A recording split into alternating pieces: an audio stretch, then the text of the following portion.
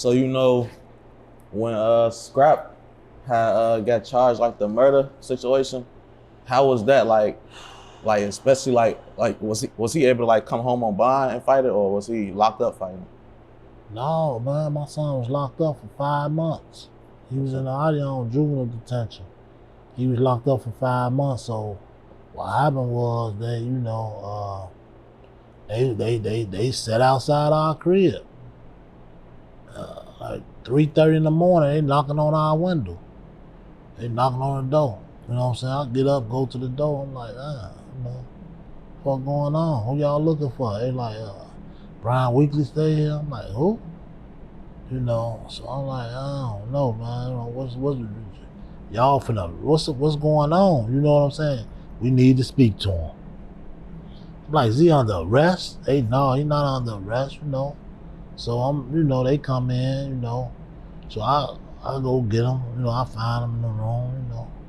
I'm Brian, you know, he in the bed, you know. I'm like, Brian. So he jump up. I'm like, man, police here, son, you know. He what? You know what I'm saying? So I tell him, don't say shit to him, man. You ain't got nothing to talk to them about. I turn around, that motherfucker behind my ear, police. You know what I'm saying? He all over my ear, he like this. You know, I'm like, damn, man, bag up. What are you doing? You know, so yeah, they grabbed my son, but then they took him and we went down to the station or whatever, you know. And they the next day I think they charged him. So they charged him, and he was locked up in juvenile for, you know, 5 months, and I was there every court date. His mama was there every court date. I was at every visit, and you know, his mama, I wasn't even working. I stopped working. His mama, she was, you know, I had to go to work sometimes, you know, you know, and I was at every court. That did something to me, like, damn, my son in the, you know. Yeah. So I'm like, man, you know, thank God we got a lawyer that wasn't so high, you know what I'm saying? And yeah, he looked out for us, you know what I'm saying? And that was something new for us, you know what I'm saying? Like that I just see what parents go through, you know what I'm saying? Like, that's rough, like to even lose your child and then to even go through something where they locked up for something like that. But like the guards told us in there, they say, we don't get kids' parents coming in here like y'all coming here. It'd be a lot of kids' grandparents coming in there for them. Or some kids don't have their parents coming in there for them. Them guards really was like, y'all really coming here for y'all child. You know what I'm saying? It's like, yeah, you know, I'm coming for mine. You know what I'm saying? I'm coming. So he sat in there 5 months, you know what I'm saying, 3-day trial. And shit, he beat it. You know what I'm saying? Like, he beat it. He walked away. Do you remember like what his mental state was like being so young, dealing with some shit like that? Man, yeah, I ain't gonna lie, man. My son, man, was you know, they don't call him, like, you know, not to brag and all that, because the young guy, Steve or whatever, I don't wish that on nobody. You know what I'm saying? And my son, you know, God rest both of their souls. You know what I'm saying?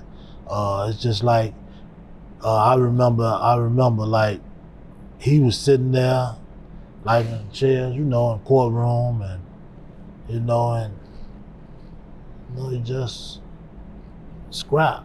You know what I'm saying? It's like, that was new for him, man. He never been like locked up. He a kid. My son was 14, bro. He was 14 years old, bro.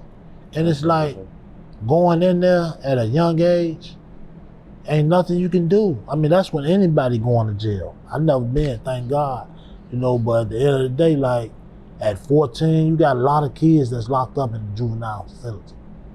They got parents that ain't even there for them. They ain't got nobody there for them. You know what I'm saying? So we give our son hope by coming to visits, coming to see him. A lot of kids don't got that. So I seen him. He held it up. So getting in there, and now he say, "Oh, I'm in here a month now. Now I'm here 2 months." Yeah. So now it's like he in that bitch.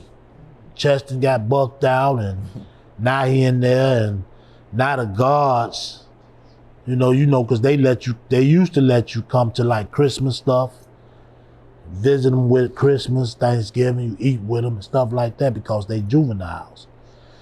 So they let us come in and chill with them. So at this point, he in there, he not bragging, but he in there like really running that little pod he was in. He like in there like really, no, they not messing with him. So the guards come to me one time and they like, can we talk to you? So I'm like, yeah, you can talk to me. So they like, yeah, these kids, they don't really listen. They about to fight and this and that, and if Weekly stand up and say one thing, they sit down. We just want to know if he can do that. We want to get your permission. If your son can do that, if we have altercations, if we have situations in here. I told her, hell no, man. That ain't his job. That's y'all job, man. My son not finna. He already fighting for his life. Everything that go on in this pod where he at, is documented. They put that down. Yeah. That's got to go to the judge. So you want my son to be labeled as a gang chief at 14 years old because he could stand up and tell these little guys to do something, y'all can't do it? Y'all got a problem, man. That's not his problem. I told him no. My son just like, it's like he had to just stand up in there. Like he had to be like, it's crazy. It's crazy. But he held it up. But I know probably it did mess with his, I know it do. If them kids locked up like that, yeah. It mess with their mental. Like they got something, it's too much going on. You know what I'm saying? And sometimes they be probably needing counseling.